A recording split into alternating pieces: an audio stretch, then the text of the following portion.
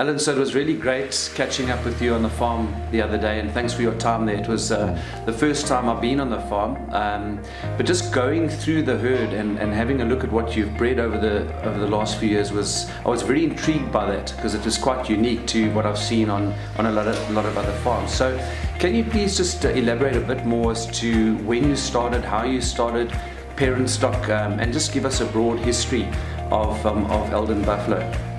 Yeah, Brandon, thanks.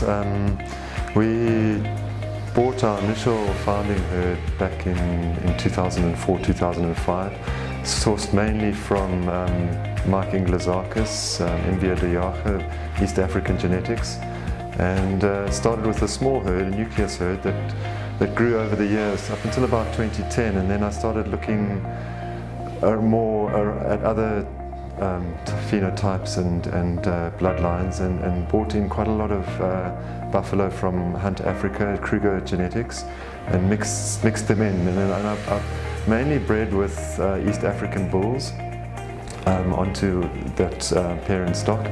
And it's just I focus mainly on the phenotype, looking at phenotype rather than the actual bloodline. So I've got a mixture of Kruger and East African, but I've used East African bulls on that. What I've noticed with mostly is that using very diverse genetics is where I've had my best results. Now you've incorporated a couple of sires which are quite unique in general terms, in terms of buffalo breeding in South Africa. Can you elaborate a little bit more on those sires, where they came from, and measurements, etc.? Yeah, we've brought some very unique genetics in. The one in particular is the Kenyan bull.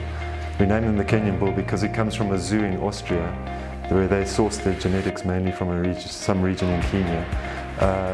He's very unique. Mike Inglesakis imported him, and he only imported a few animals from this particular zoo. So his genetics are very unique, and he's bred exceptionally well. He's outperformed in both the heifers and the bulls that he's bred.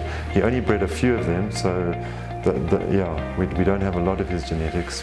And then we've also had another really successful bull, Leonidas, who came from Kwandwe genetics that I originally bought from Kwandwe Estates in KwaZulu-Natal, where he sourced all his buffalo from Kwandwe. That particular bull, he's a 50-inch bull, and he's bred exceptional progeny, mixing onto the different East African and Kruger mothers. So Alan, interesting, those two bulls, particularly in the Kenyan bull. I know that you've got limited genetics from him, but in terms of his sons, I think the hit rate there is almost unequaled as far as I'm concerned in the country. If you can just give me some stats there. Yeah, he bred 20 bulls before he died, and 11 heifers, and out of those 20 bulls, the one is over 52 inches now. We've got the two on auction that are 51 inches. Then he's got 3 that are 47 inches, and another 2 that are 46 inches. So yeah, out of just 20 bulls, he's had 3 of them have been 50 inches plus. Well, that's quite incredible. I think, the predictability of those genetics then should give any potential buyer the confidence to buy and to know that you've got that sort of predictability. And then with Leonidas, what interested me there was the quality of the female stock coming through. How have you found Leonidas's progeny on the farm? Yeah, the success rates in terms of his progeny coming through at a very young age. The oldest we have is only 5 years old, so it's early days. But out of those early ones we've got, there are already 3 that are over 36 inches at 5 years old, and we've got the one going on auction that's 34 inches. She's also 5 years old.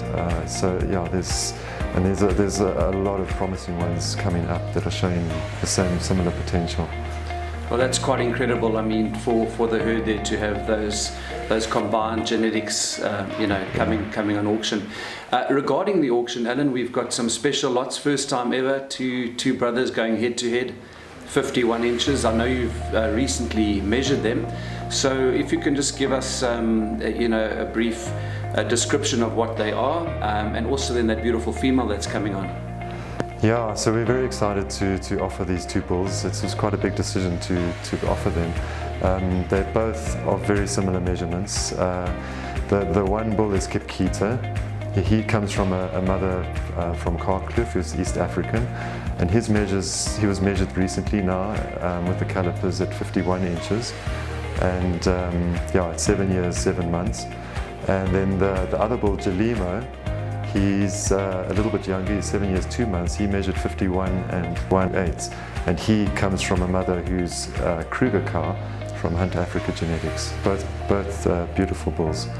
Alan, so yeah, really two unbelievable bulls, but a few questions I'm getting is because obviously of the Kruger lines that you brought in over a period of time, you still can identify Kipkita as being pure East African.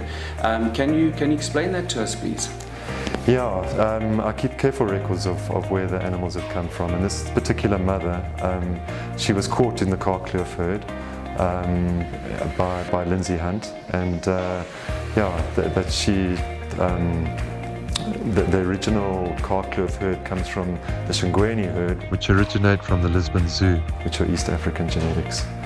Yeah, so that record is there, that it is pure East African. Yeah, You've got yeah, the parentage there, which is super. Quality is absolutely exceptional. So congratulations to you, and yeah, we look forward to seeing you guys on the 3rd of August, Saturday the 3rd of August, at the Classic and Loskop Game Breeders Auction at Raasblaar. We start at 11 o'clock, and look forward to seeing you there.